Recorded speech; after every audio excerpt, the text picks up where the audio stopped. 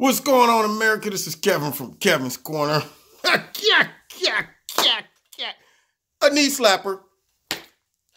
Donald Trump cancels Nancy Pelosi's little trip overseas. She was supposed to go overseas for some diplomatic, ordeal, flying with, government planes and so on and so forth. But since we're in a shutdown and she was about to go flying all over the place and shaking hands and kissing babies and doing her political thing, no, that got shut down. Because see, Nancy should have been a little more conscious about spending and security and all of that stuff before she tried to play some games with Donald Trump concerning the State of the Union address. See, that's what you get when you lie and you make up stuff. Somebody should have coached her before she came out and start flapping her chaps, talking about I'm worried about security issues and all of that. She should have just said, I don't want Donald Trump to do the State of the Union because he's probably going to blast us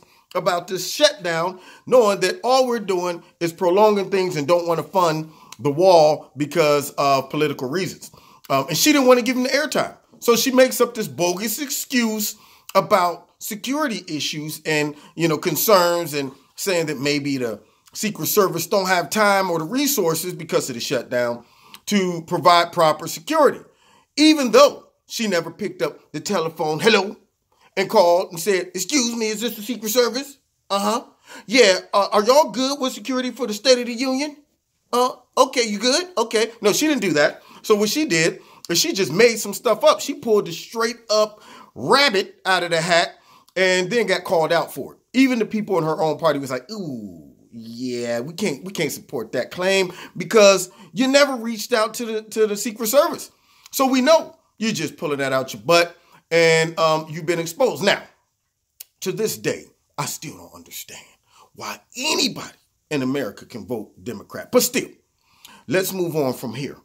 You got Nancy Pelosi wanting to go overseas on government time and money and kick it while the shutdown is going on, which should let everybody know she's not even trying to negotiate. She ain't trying to come to some resolution. She's like, man, I'm about to go on a trip anyway, man. Let this thing ride out. And when I get back, I'll worry about it. I'm going to let Trump sweat it out and let all the blame and the weight just lay on his shoulders while I'm over there shaking hands and kissing babies.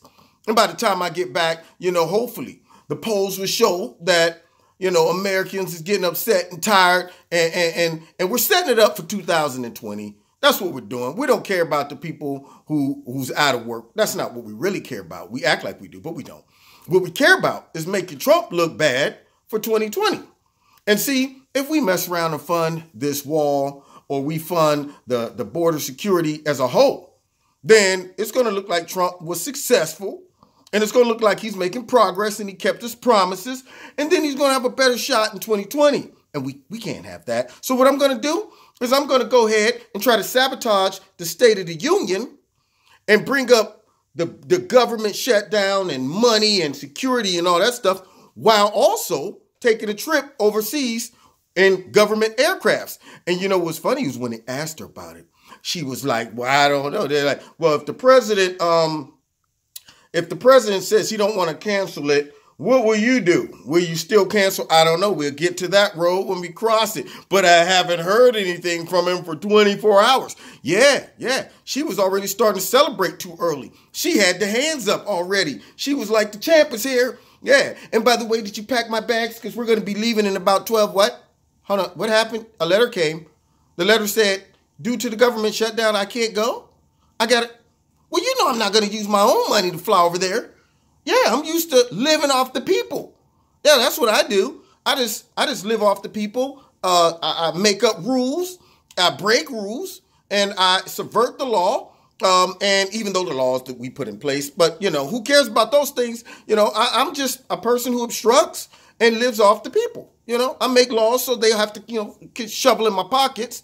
And I'm not going to come out of my own pockets for this. No, that's not why I got into government, to have to spend my own money and make my own sacrifices and work for the people. No, the people working for me. Yeah, so let's fire up the plane. And Trump's like, no, you're not firing up the plane because, see, you should be just as concerned about government funding and money and trips and stuff as you're concerned about the security of the State of the Union and all of those employees, and stuff like that. No. See, your main concern should be staying here and getting this done and making sure that all the money, and we're just being real conservative with the money and the resources and the people who's working and all of that stuff. That's what your concern should be, but it wasn't. And it's never been.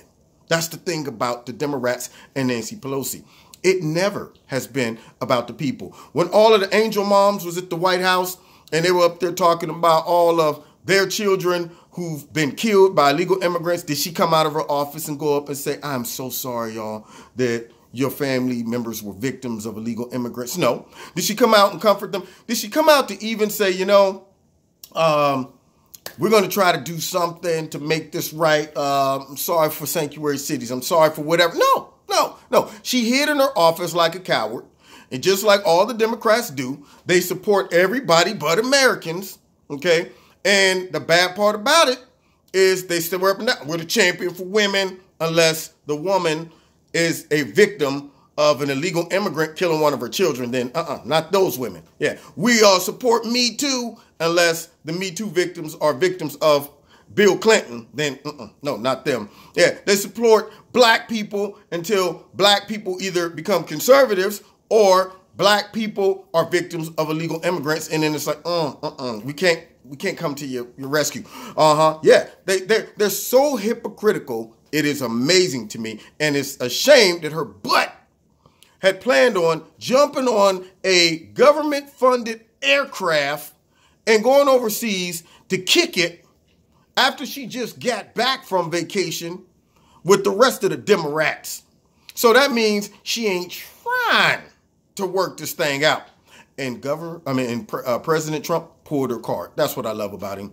He's like, okay, all right, you want to play games? I see where we're going. You know what? There was a reason I had to show The Apprentice. All right?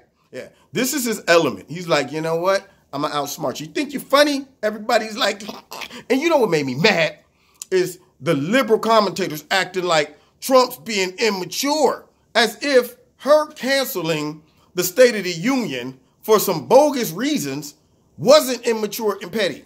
We all know that she didn't cancel it for no real good intentions. It's all to get at Trump and to keep his mouth quiet so that he don't address the public and embarrass the Democrats even more so than they've embarrassed themselves. However, they didn't say that about her for doing stupid, silly stuff like that. But then when Trump says, well, you know what? Yeah, let's reserve resources.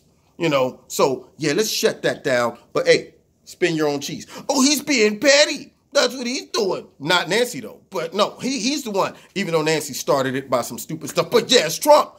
Trump's the one. And that once again proves that they're the fake, phony, corrupt extension of the Democratic Party. Democratic. Notice I didn't say cratic. Democratic. Ratatouille. Okay? I mean, they're Nicodemus. I'm talking they funky, nasty, crooked, dirty, stinking rats.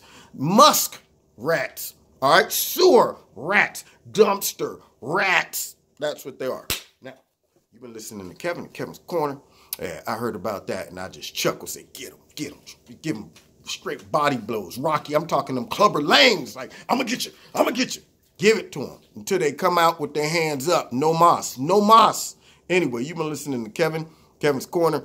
Find me every Wednesday, 7:30, live on YouTube and my live radio blog talk show.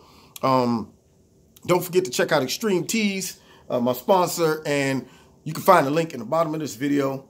Promo code is my name, Kevin, and you will get 20% off. And let's see, don't forget to hit like, share, subscribe, and hit the notification button. And if you want to donate to Kevin's Corner, you can do that. There's a link in the bottom. And don't forget to find me on Facebook and on Twitter. Hey, y'all, I got the white dog of privilege right here and the dog of color. Let me see something. Here's the white dog of privilege. Don't look that way. Yeah. How does it feel to be a white dog of privilege? Oh, it's great. I can just go and poop on anybody's grass that I want to poop on. And nobody ever talks about that because, they just let me do whatever I want because I'm a white dog of privilege. Get out of here. And then, of course, there is the dog of color. See, that's Sammy right there, dog of color. How do you feel about that? Bunch of bull crap. Anyway, you heard it from him. God bless you. See you next time in Kevin's Corner. Yeah, my contraption here is messed up. All right, see you next time in Kevin's Corner.